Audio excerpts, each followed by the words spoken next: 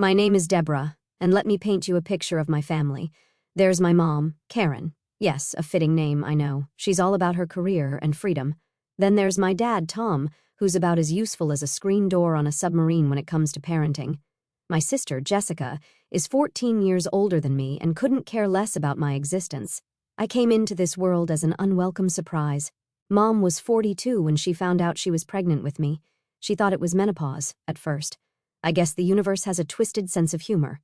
When she finally dragged herself to the doctor, it was too late to take care of it, if you catch my drift. From what I've pieced together over the years, it went something like this. "Tom, what the hell are we going to do?" Mom probably screeched, pacing around their bedroom. Dad, being the spineless wonder he is, probably just shrugged. "I don't know, Karen. Maybe we should talk to my dad." And that's how Grandpa Joe got roped into this mess. He's loaded and lives in Canada, but he flew down to play peacemaker. "Karen, Tom, listen," he must have said, all calm and collected. "I know this isn't what you planned, but it's happening. I'll help you out financially. Just give this child a chance." Mom, being the career-obsessed woman she is, probably huffed and puffed before finally agreeing. "Fine, but I'm not letting this kid derail my life." And that, ladies and gentlemen, is how I, Deborah, came to be. Born premature with a whole host of health problems and into a family that saw me as nothing more than an inconvenience. My early days were spent more in the hospital than at home. Mom couldn't be bothered to show up most of the time. It was Dad and Aunt Sarah who took turns keeping watch over my incubator.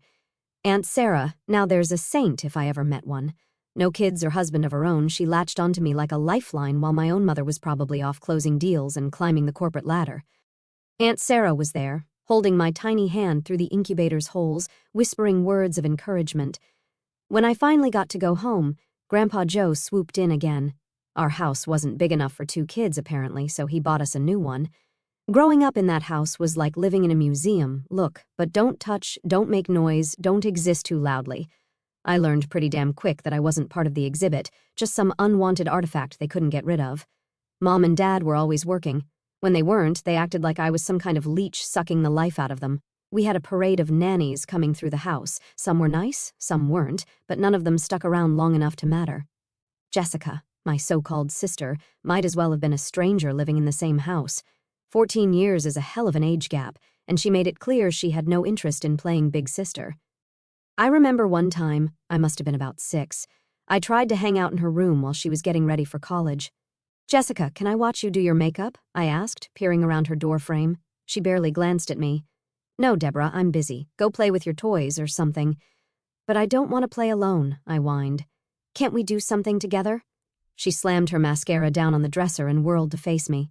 "Look, we're not friends, okay? I'm not here to entertain you. Go bother Mom or Dad." That was pretty much the extent of our sisterly bonding. Mom was even worse. Every day when she got home from work, it was the same routine. She'd walk in, kick off her heels, and make a beeline for the liquor cabinet. "Mom," I'd call out, excited to see her, "can we play a game or read a story?"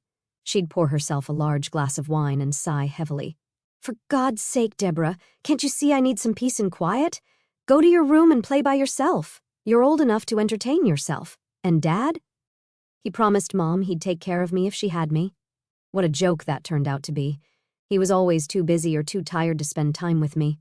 His favorite phrase became, "Not now, Deborah." I remember overhearing them argue about it once. I was supposed to be in bed, but I'd snuck out to get a glass of water. "Tom, you promised you'd help with her," Mom hissed. "I can't do this all on my own." "What do you want from me, Karen?" Dad shot back. "I work all day too. I'm exhausted when I get home. She's always so needy." I didn't stick around to hear the rest. I'd heard enough to know where I stood in their eyes, a burden, an obligation, a mistake they were stuck with. After a while, I stopped trying. What was the point? I learned to entertain myself, to be quiet, to stay out of their way. I became a ghost in my own home, drifting from room to room, trying not to disturb the real family. The only bright spot in my life was Aunt Sarah. She lived nearby, and I started spending more and more time at her place. Weekends, holidays, any chance I got, really. With Aunt Sarah, I felt seen, heard, loved even. We'd spend hours doing puzzles, baking cookies, or just talking. She'd ask me about school, my friends, my hopes and dreams, things my own parents never bothered with. Life has a funny way of throwing curveballs when you least expect them. I was 14, minding my own business, trying to survive another day in the emotional wasteland I called home. when my parents dropped a bombshell on me. "Deborah," Mom said, her voice unusually chipper, "we have wonderful news. Your sister Jessica is getting married, and she's pregnant," Dad chimed in, grinning like an idiot. "We're going to be grandparents." I forced a smile, wondering why the hell they were telling me this like I should be jumping for joy. "That's great," I managed to say. "We're going to be very busy preparing for the wedding," Mom continued, not even noticing my lack of enthusiasm, "so we want you to stay with your Aunt Sarah for a while." I blinked, processing their words. They wanted to ship me off because of a wedding? Part of me wanted to be hurt, but honestly, it was the best news I'd heard in years. "Sure," I said, trying not to sound too eager. "I'd love to stay with Aunt Sarah." They looked relieved, probably expecting me to put up a fight. It shows how little they knew me. I packed my bags faster than you could say unwanted child and practically skipped to Aunt Sarah's house. Months flew by. The wedding preparations were in full swing, but I couldn't care less. I was too busy enjoying my new life. Aunt Sarah and I would cook together, watch movies, go for walks in the park. She'd help me with my homework, listen to me ramble about my day at school, and actually seemed interested in what I had to say. Before I knew it, a week before Jessica's wedding rolled around. It was also my 15th birthday. That morning, I woke up to the smell of pancakes and the sound of Aunt Sarah singing off-key in the kitchen. I groaned, padding downstairs in my pajamas. "Happy birthday, my dear," Aunt Sarah exclaimed, pulling me into a bone-crushing hug. "I've got a surprise for you." She handed me a beautifully wrapped box. "It's from your grandfather. He sent it yesterday." I tore into the wrapping paper, my eyes widening as I revealed a brand-new smartphone, the latest model, no less. I dialed Grandpa Joe's number, my heart racing with excitement. Hello, birthday girl." His warm voice filled the line. "Do you like your present? Like it?" "Grandpa, I love it. Thank you so much." We chatted for a bit, and then he asked the question I'd been dreading. "So, how did your parents congratulate you?" I hesitated, not wanting to admit the truth. "Oh, I haven't seen them yet. I was planning to go home soon. I'm sure they'll say something." Then, there was a pause on the other end of the line. "I see. Well, why don't you do a live broadcast when you go? I'd love to share in the joy." With a mixture of hope and dread churning in my stomach, I made my way back to my parents' house. The walk felt both too long and too short. As I turned onto our street, I took a deep breath and started the live broadcast on my new phone. "Hey, Grandpa," I said, trying to sound cheerful. "I'm on my way to see Mom and Dad now. Thanks again for the awesome phone." I chatted away as I walked, filling the silence with babble about my morning with Aunt Sarah and how excited I was about my birthday. But as I approached our house, a sense of unease crept over me. "Well, here we are," I announced to the camera, climbing the front steps. I hesitated for a moment before pushing open the door. "Mom? Dad? I'm home." Silence greeted me. The house felt eerily quiet, almost abandoned. I frowned, panning the camera around the empty living room. Guess they're not down here," I muttered, more to myself than to Grandpa. "I'll check upstairs." I climbed the stairs, my footsteps echoing in the quiet house. As I reached the top, I noticed something odd. The door to my room was closed, which was unusual. I always left it open when I wasn't home. "That's weird," I said, reaching for the doorknob. My door's never closed. I pushed it open and froze. The room that greeted me was not my room, at least not anymore. The walls, once a soft lavender, were now a pale blue. My posters were gone, replaced by cutesy animal prints. My bed had vanished, and in its place stood a white crib. "What the hell?" I gasped, stumbling backward. The phone nearly slipped from my grasp as I spun around, trying to make sense of what I was seeing. "This can't be right! This is my room!" Just then, I heard a door open behind me. I whirled around to see my parents emerging from their bedroom, looking startled to see me. "Deborah," Mom said, her eyes darting between me and the phone in my hand. "What are you doing here?" I barely registered her words, still reeling from the shock of my transformed room. "What happened to my room?" I demanded. "Why is it blue? Where's all my stuff?" Dad cleared his throat, looking uncomfortable. "Well, you see, Deborah, we've decided to give this room to your sister's baby, our first grandson." Mom nodded, a smile plastering itself across her face. "Yes, isn't it wonderful? Jessica's having a boy, the son your father's always dreamed of having. He'll be living here with us after the wedding." I felt like I'd been punched in the gut. But where am I supposed to sleep? Where's my stuff? "Oh, we packed up your things," Dad said, waving his hand dismissively. "They're in boxes downstairs. You should take them with you when you leave. We don't want them cluttering up the place." I stared at them, unable to comprehend what I was hearing. Leave? What do you mean leave? This is my home. Mom's smile faltered for a moment before she forced it back into place. Deborah, dear, you have to understand. With Jessica and her husband moving in, and the baby on the way, well, there's just no room for you here anymore. I stood there, frozen in disbelief, my mind reeling from what I'd just heard. Suddenly, a surge of anger welled up inside me, pushing through the shock. No, I said, my voice shaking. No, I won't leave. This is my home too. You can't just throw me out like I'm nothing. Mom's fake smile vanished, replaced by a look of irritation. For heaven's sake, Deborah, don't be difficult. Difficult? I spat back. It's my birthday, and you're kicking me out. You didn't even remember, did you? Dad rolled his eyes. Your birthday? Is that what this tantrum is about? We don't have time for this nonsense. Their callousness hit me like a physical blow. I felt tears welling up in my eyes, but I blinked them back furiously. How can you be so cruel? I'm your daughter, a daughter we never wanted, Mom snapped, her composure finally cracking. Do you have any idea how much you've cost us? How much attention you've demanded? We're exhausted, Deborah. Dad nodded, his face twisted with annoyance. We didn't want a second child. You were a mistake, an accident, and now we finally have a chance at the family we always wanted. Their words cut deep, each one a knife to my heart. I watched in stunned silence as they grabbed the bags they'd packed with my belongings and started shoving them out the front door. There, Mom said, dusting off her hands.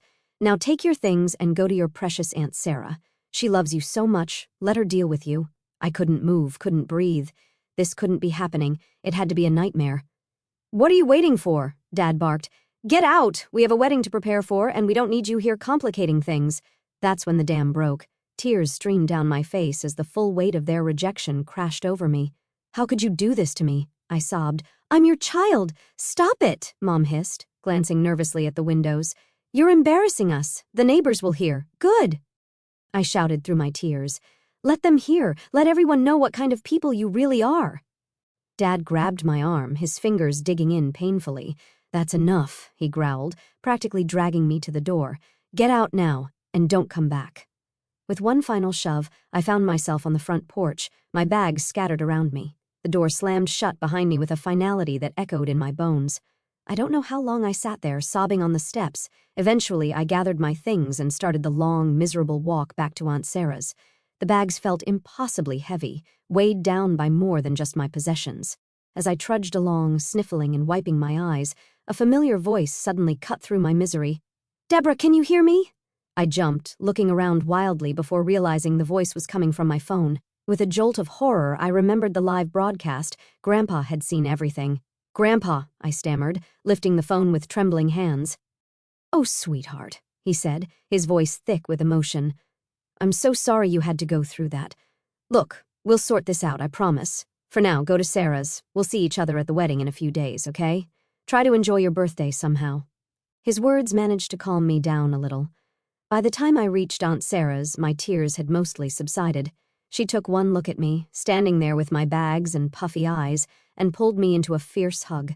Aunt Sarah, bless her heart, insisted we celebrate my birthday properly. She let me invite a few friends over, baked a cake, and did her best to make the day special. The day of Jessica's wedding arrived. I hadn't been invited, of course, but Aunt Sarah insisted we go anyway. So there I was, decked out in my best dress, feeling like an imposter as we walked into the reception hall. I spotted Grandpa Joe almost immediately. He was sitting at a table near the front, his back ramrod straight, radiating an energy that made me nervous. Before we even had time to say hello, the newlyweds made their grand entrance. Jessica looked radiant in her white gown, beaming as she clung to her new husband's arm. Mom and Dad followed, pride evident in their faces, and I felt a pain in my chest. The reception progressed with toasts, dinner, and the usual festivities. As the congratulatory speeches began during the festive dinner, Grandpa Joe suddenly stood up. I have something to say, he announced, his voice ringing out across the hall. Every head turned. Jessica and her groom looked confused. Mom and Dad went pale. Grandpa Joe marched to the front of the room, commandeering the microphone from the stunned best man. Ladies and gentlemen, he began, I apologize for interrupting this joyous occasion, but there's a grave injustice that needs to be addressed. He then launched into a detailed account of how my parents had treated me. He spared no detail, from their resentment of my birth to the cruel way they'd kicked me out on my birthday. With each word, the guests' expressions changed from confusion to shock to outrage. Mom tried to interrupt, her face beet red. Jessica was crying now, mascara running down her cheeks. Her new husband looked uncomfortable, shifting in his seat. The guests were whispering among themselves, shooting scandalized looks at my parents. Grandpa turned to face my parents directly, his voice cold as ice. "So let me make this clear. I'm changing my will. Every cent I have will go to Sarah and Deborah. Tom, Karen, Jessica, you're cut off completely." The reception hall erupted into chaos. Mom let out a strangled cry. Dad's face turned an alarming shade of purple. Jessica wailed something about her ruined wedding, but Grandpa wasn't done. He walked over to where Aunt Sarah and I sat, shell-shocked by the spectacle. "Come on, girls," he said gently. "We're leaving. We don't need to stay where we're not wanted." In a daze, I stood up and followed him. As we walked toward the exit, I could feel every eye on me. Some looked sympathetic, others judgmental. I kept my gaze fixed on Grandpa's back, willing myself not to cry. The morning after the wedding disaster, I woke up to the sound of insistent knocking on Aunt Sarah's front door. Bleary-eyed and still processing the events of the previous day, I stumbled downstairs to find Mom and Dad on the porch, looking a strange mix of desperate and contrite. "Deborah, sweetie," Mom cooed, her voice sickeningly sweet. "We need to talk. We want you to come home, honey. We're so sorry about everything. We love you, we really do." I felt a surge of anger rising in my chest. "Love me? You kicked me out. You said I was a mistake." They launched into a litany of apologies and explanations, each one more pathetic than the last.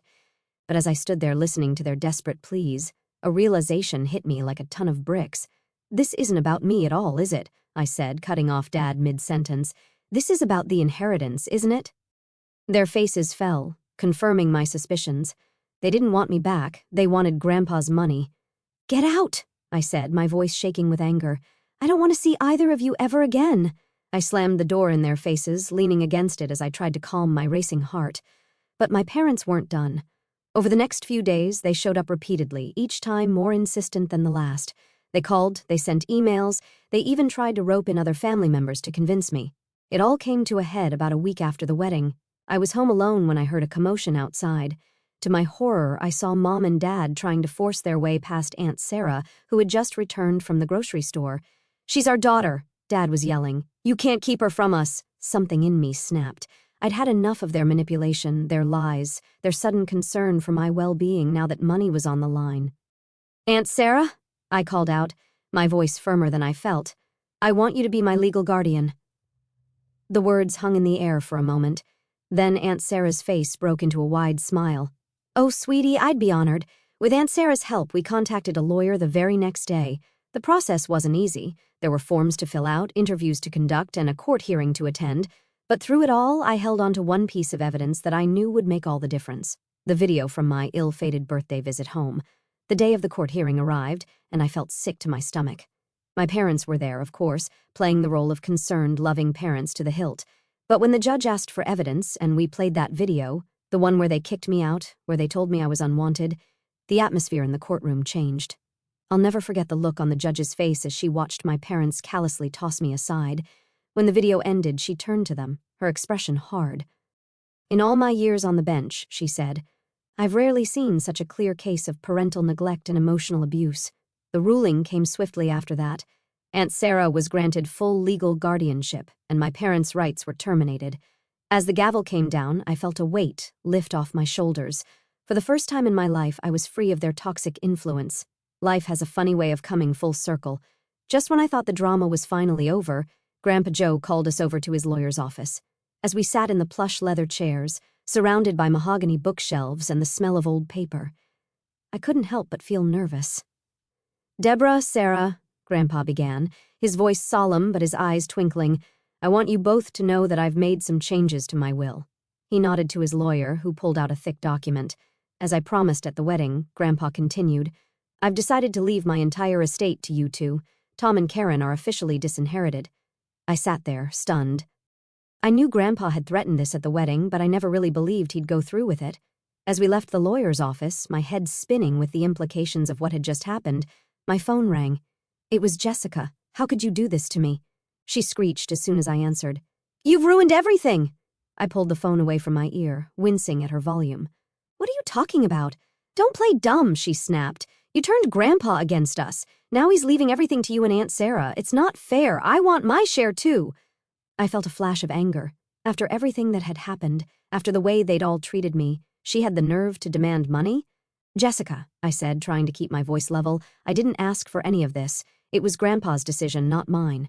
But you must have manipulated him somehow, she insisted. You've always been jealous of me. This is your revenge, isn't it? I took a deep breath, counting to 10 in my head before responding. Jessica, I'm sorry you feel that way, but I had nothing to do with Grandpa's decision.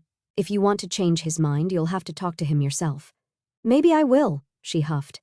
And don't think this is over, Deborah. You can't just waltz in and steal what's rightfully ours. As she hung up, I felt a mix of emotions, anger, sadness, but mostly just exhaustion. And then I decided to focus on my future. I threw myself into my studies, determined to ace my exams and get into a good college. Aunt Sarah helped me research schools, majors, and scholarship opportunities. Sure, my family situation was far from perfect. There would probably be more drama with Jessica, my parents, and the inheritance down the line. But for now, I had a loving home with Aunt Sarah and Grandpa Joe, a bright future ahead of me, and the strength to face whatever challenges came my way.